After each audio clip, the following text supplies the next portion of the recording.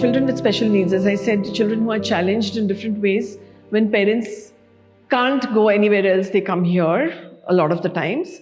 Otherwise also parents come here for the facilities, like because we are clean, hygienic. We have children who have cerebral palsy. We have had children who have had Rett syndrome, who are Down syndrome, who are on the autism spectrum. And autism spectrum is very wide. So we have had children who are very challenging, who cannot be integrated in society at all, who have a lot of challenges, to children who have borderline autism also. Then we have had children with global developmental delay, and children with genetic syndromes, like I said, Rett syndrome or Angelman syndrome. Children who do not get admission in other schools because maybe they are not toilet trained, they don't have sitting tolerance, they cannot sit in a group, they are not socially, they're not comfortable in groups in social situations. So these are the children who have behavioral issues. These are the children who have been typically coming to us mostly.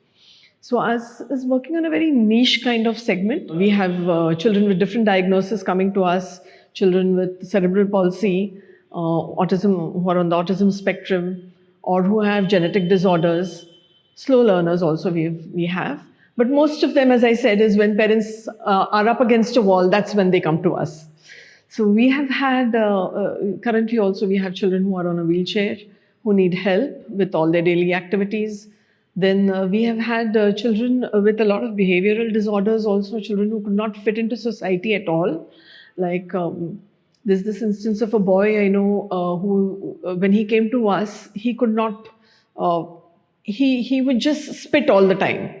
And he would lose his temper all the time, and he would get anxious, and he would start spitting, he would start giving bad words. So he was a total misfit in society.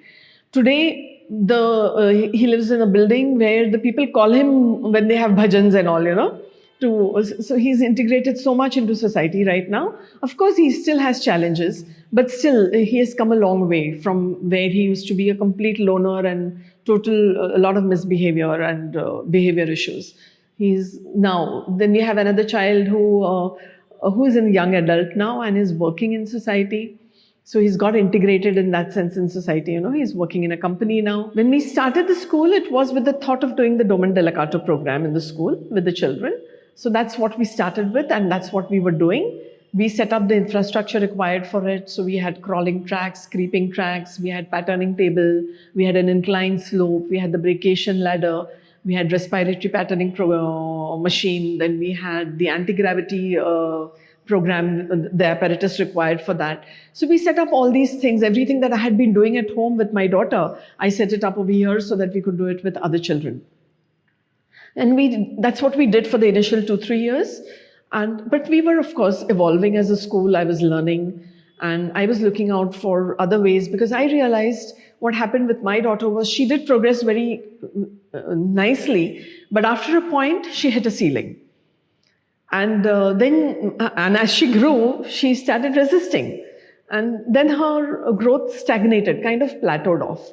So I was looking at other options as well. And that's when I came across the institutes, the Autism Treatment Center of America. I heard about them. I went there and I did their Sunrise program, the Maximum Impact program. And so we kept making changes in the school as we learned about new things. Then I learned about the Ananal Method neuro movement and the 9 essentials that Anand talks about. And so we made changes in the school accordingly in the school program. We moved away from the physically intensive creeping, crawling that we were doing with the children. And we started doing a lot of other things also with them. We started focusing on a more kind of holistic program. So currently what we are doing with the children is, of course, we do functional academics with them.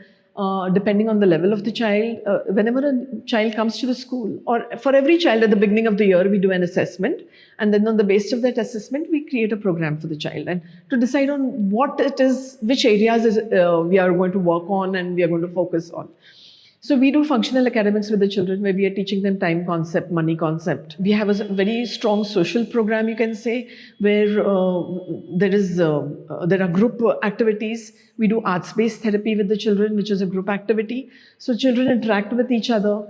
Lunch is a group activity where children sit together and they eat, and all the festivals are celebrated together. Social integration happens to a great deal in our school. Most of these children have sensory issues, auditory issues, touch issues. Children are very sensitive to touch.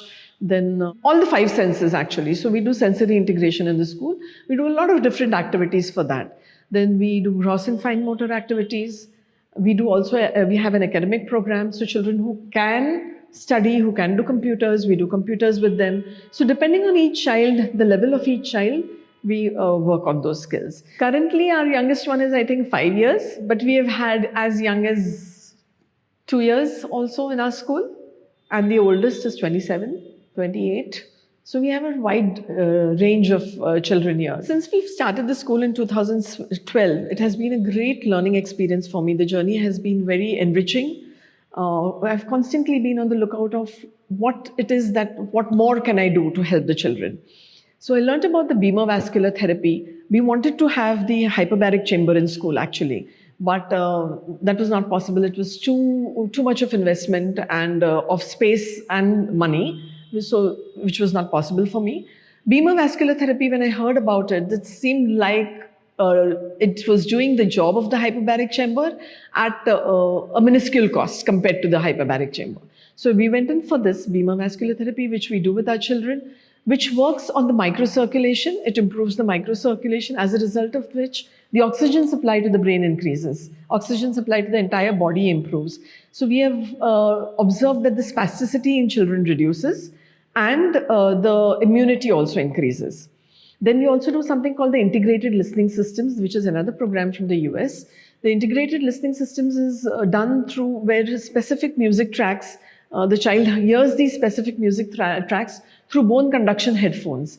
And at the same time, the child is doing different activities, gross fine motor activities. So their principle is that neurons that fire together, wire together.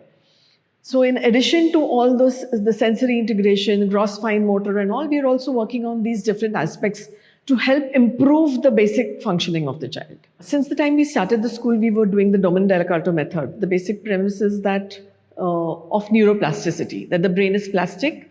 It can change at any age.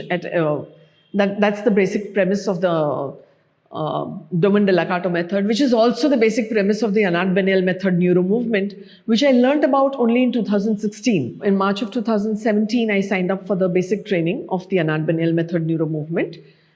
This is done in over 10 segments of 10 days each, which is conducted in the US.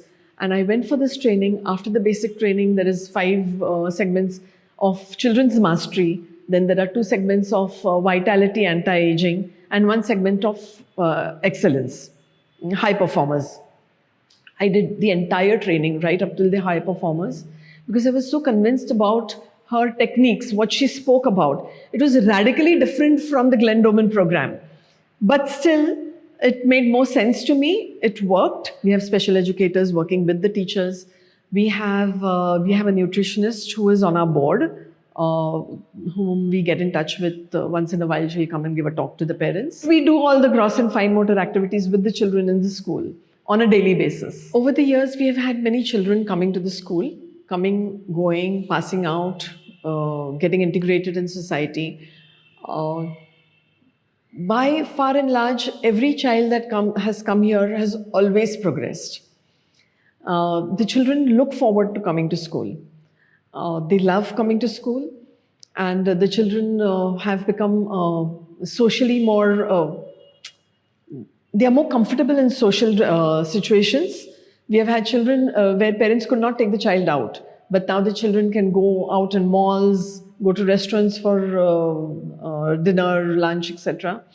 So social growth, development has happened with all the children. Communication has improved a lot with the children. Most of them, some of them who were non-verbal have started speaking. So communication has improved across the board. Gross and fine motor activities have improved. Children have started doing things, taking care of themselves, doing activities of daily living, which they could not do before, like eating food on their own or having a bath on their own, dressing themselves up. So across the board, we have had these changes happening with the children.